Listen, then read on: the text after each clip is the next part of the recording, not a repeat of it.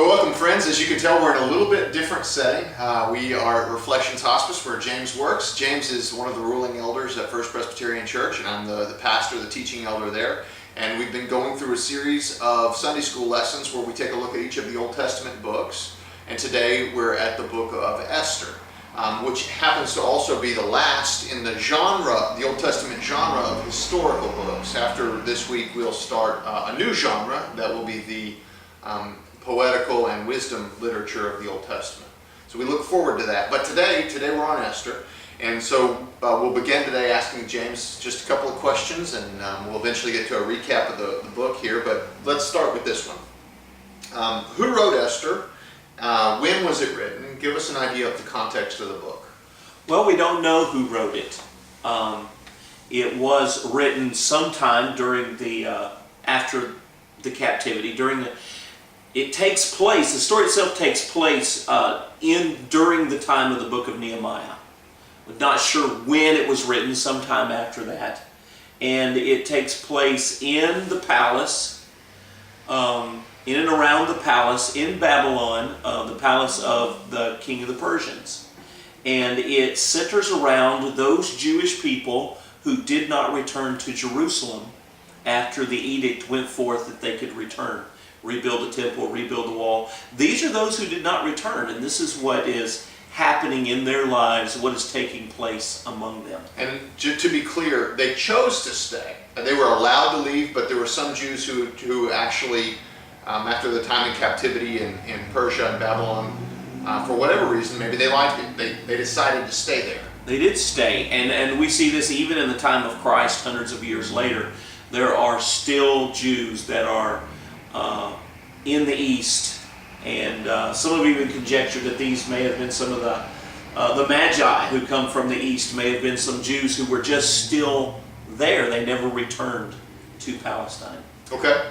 Two of the main characters that we follow and the two that are really important for us in the book of Esther are Mordecai and of course Esther. Can you tell us a little bit about each of those characters?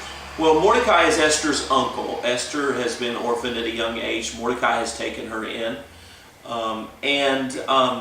Mordecai seems to be sort of a lobbyist or something. For some reason, he is always around the palace. He's keeping up with what's going on at the palace. And perhaps he's sort of a liaison or someone who's just there to keep the Jewish populace informed of what's going on at the palace. Okay. But for whatever reason, he's there all the time, so he sees what's going on, he hears about what's going on.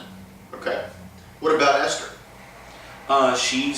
We don't know very much about her other than she is his niece. Okay. Also Jewish then? Yes, they're Jewish. Okay. Let me give just kind of a brief recap of the book. I know you all read it, or at least I hope you did, and if you didn't, then this recap will be helpful, and if you did, we'll all be on the same page. So essentially the book opens up and there's this king Ahasuerus, which in his Greek, that's the title, and in his Greek name is Xerxes. And so he's ruling over Persia. He's the Persian king. And he decides to throw this big lavish feast. Days long, and they're drinking. He and his buddies are sitting around drinking several days into this humongous party, and they're all drunk. It says they're merry with wine. And the king decides to have his queen come and stand before his buddies who are all drunk. And the Jewish tradition goes that he tells her to come and stand naked, wearing nothing but the crown. So they want to ogle her. They want to look at her naked. Gawk at her. And she refuses. She refuses to be subjected that way. And basically all of his drunk buddies look to the king and they say, "Ooh, she didn't listen to you." And they're saying, if you don't do something about this, then all of our wives and all of the wives across the kingdom are going to rebel against their husbands. So here's what Xerxes does. He sends out this edict that all husbands are king in their own household, basically. And what he does to his queen who disobeyed his order is he effectively divorces her. He says, "You're not the queen anymore." And so he sends out this great search to find his new queen. He sends out for all the virgins and all the different people of all the nations that he's ruled, all the most beautiful of the virgins of those lands, to come and basically have a pageant, a beauty contest, to see which one he likes the best. And he spends a night with each one of them, getting to know them, and who knows what else. Well, Mordecai, the one that we talked about, this Jewish man who still lives in Persia, he finds out about this because he's at the palace, and he suggests to his niece Esther, he says, you have the opportunity to be queen. Go into this contest, be a part of this harem, and see if you can catch the eye of the king. So she actually has to be put aside and taken care of by the king's eunuchs for a year. That's right. It's a solid year of them feeding her and we suppose taking care of her with oils, bathing her in a certain way, preparing her for this one night with the king. And apparently for Esther it worked, because out of all the beautiful young women throughout the entire vast Persian Empire at this time, the king picks her. She must have been a beautiful woman. Yes. And she becomes queen. And what happens when she becomes queen, there's kind of some side story going on here. There's a character that is rising to power within the Persian regime, and his name is Haman. And he becomes the second most powerful, second only to the king himself. And one of the days he is going in and out of the palace, and he realizes that Mordecai, unlike all the other people who were scared of him and obey the king, they're all bowing down to him, but Mordecai doesn't bow down to Haman. And this makes him really mad. It just ticks him off that Mordecai won't bow down to him. And so there's this other little story, another kind of side story, where Mordecai discovers this assassination plot. Mordecai, this time, discovers this assassination plot on the king, tells the king, and the king is saved. They catch the traitors and hang them. Well, Haman, remember, not Mordecai, but Haman decides that he wants to have Mordecai killed because he won't bow down to him. He's really ticked off about this. And not only Mordecai, he's so enraged that he wants to have all of Mordecai's people killed. In other words, all the Jews throughout all the land of Persia. And so he goes to the king, and the king says, fine, have them all killed. So this edict goes out. But he doesn't name them. I mean, it's almost as if he said, there's this people, and the king is so distant from his actually ruling the kingdom that he's just like, sure, whatever, drop the paperwork, I'll sign it. And it's like he's just disinterested in the whole thing. Not even knowing that his queen is Jewish all along. Right. And so whenever Mordecai finds out about this, he's in mourning, he's in ashes and sackcloth, but he says to his niece, who is now the queen, he says, why don't you go into the king and see if you can do something about this? Well, there's a tradition in the Persian kingdom that you only get to go into the king once uninvited, and if you don't receive the scepter from the king, then off with your head. Anyone. Right. So it's kind of dangerous for Esther to unannounced go into the king, but she does. And the king holds out his scepter to her. He finds favor in her. And in fact, he tells her, he says, I will give you anything you ask, up to half of my kingdom. Well, what she says is she plans this feast, and she says, bring Haman to this feast between you and me. And so the king does. He brings Haman to this feast. And when Haman leaves the feast, well, let me first say, then the king at this feast says, well, what do you want, Esther? And Esther says, well, come to this second feast with me. So there's a feast in between. Well, in between these two feasts, Haman goes home and he says, what am I going to do about this Jew Mordecai? I hate him. I want him dead. And his wife says, well, why don't you just build gallows and hang him? So the next day, that's exactly what Mordecai does. He builds gallows to hang. That's exactly what Haman does. He builds gallows to hang Mordecai. But that same night, the king can't sleep. And so he has this remembrance, because he has his history read back to him. He has this remembrance that there was an assassination plot, that Mordecai saved him from being assassinated. It's funny because the king can't sleep, and so he has the eunuchs come read to him the story of his own greatness. And then he realizes, hey, I forgot to honor this guy. That's right.